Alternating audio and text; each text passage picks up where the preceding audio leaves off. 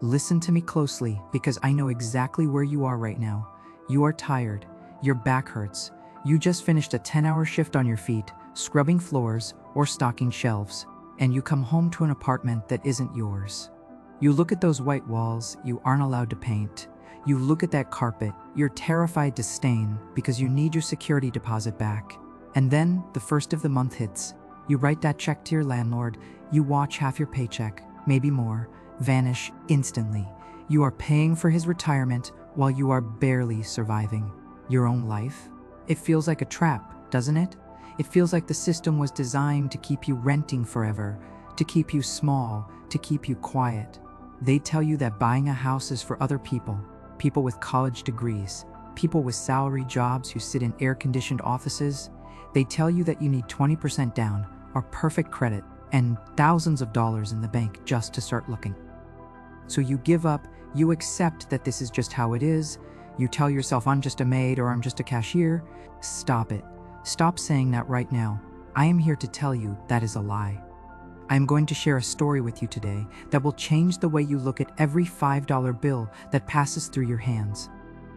This is not about a woman who won the lottery. This is not about someone who got a big inheritance from a rich uncle. This is about a housekeeper, a woman who spends her days cleaning up other people's messes. She scrubs toilets for a living. She changes sheets. She wipes down baseboards until her knees are bruised. She makes less than $15 an hour by every statistic in the book. She should be renting a crumbling apartment for the rest of her life. The banks would look at her income and laugh. Real estate agents wouldn't even return her calls. But guess what? She doesn't pay rent anymore. She pays a mortgage. She has a backyard where her kids can run around. She has a kitchen she can paint whatever color she wants. She broke the cycle, and she did it using something so simple, so quiet, that most people wouldn't even notice it happening. She used the $5 method. You might be thinking, this sounds like magic, or maybe a scam. It isn't.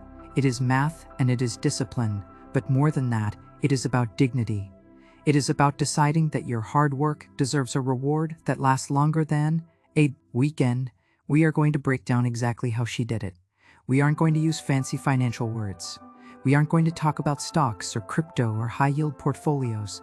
We are going to talk about cash. We are going to talk about the money you have in your pocket right now. The problem with most financial advice is that it's written by people who have never had to choose between putting gas in the car or buying milk. They don't understand that when you are working class, saving money feels impossible because every single dollar is spoken for before you even get paid. But this method was built for us. It was built for the struggle. It takes the invisible money, the scraps, the tips, the leftovers, and turns them into bricks and mortar. So if you are sitting there thinking you are stuck, I need you to open your mind. I need you to put aside the fear that you aren't good enough to own a home. If a housekeeper can do this while raising kids on her own, you can do this. You are going to learn how to turn small, insignificant bills into a down payment. You are going to learn how to trick your brain into saving when you think you're broke. We're going to walk through this step by step, but first, you have to believe it's possible. Are you ready to fire your landlord? Let's get to work. Here is the secret. It is so simple you are going to want to laugh at me, but I promise you, this is the only thing that worked for her. It is called the $5 rule. Here is how it works. You go about your day. You go to work.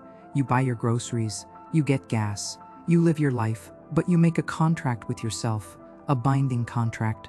From this moment forward, every single time a $5 bill touches your hand, it does not belong to you anymore. If the cashier hands you change and there is a $5 bill in there, that money is frozen. You cannot spend it on a coffee. You cannot spend it on a candy bar for the kids. You cannot use it to top off the gas tank. That $5 bill is a brick for your future house. You take it home and you put it in a jar, a shoebox, or a heavy envelope. You hide it. You pretend it doesn't exist. Why $5? Why not $1 bills? Why not 20s? Because ones are too small. You need a mountain of them to make a dent. And 20s are too big. When you are living paycheck to paycheck, you need that 20 to buy dinner or pay the light bill. You can't just hide every 20 you see. But the The 5 is the sweet spot. It is small enough that you won't starve without it, but big enough to add up fast. Let's go back to our housekeeper. She worked in a hotel, and sometimes she cleaned private homes. She got tips. Sometimes people left a few dollars on the nightstand. Sometimes she paid for her own groceries with a 20 and got a 5 back in change. Before she started this, those 5s just disappeared. You know how it is. A $5 bill burns a hole in your pocket. You buy a soda, a bag of chips, maybe a scratch-off ticket. It vanishes into thin air. It's pocket change. But she stopped seeing it as pocket change. She started seeing it as freedom, money. She got obsessive about it. If she had a $10 bill, she would deliberately ask a cashier to break it into 2 5s, just so she could save them both. She became a hunter. She looked for ways to get 5s.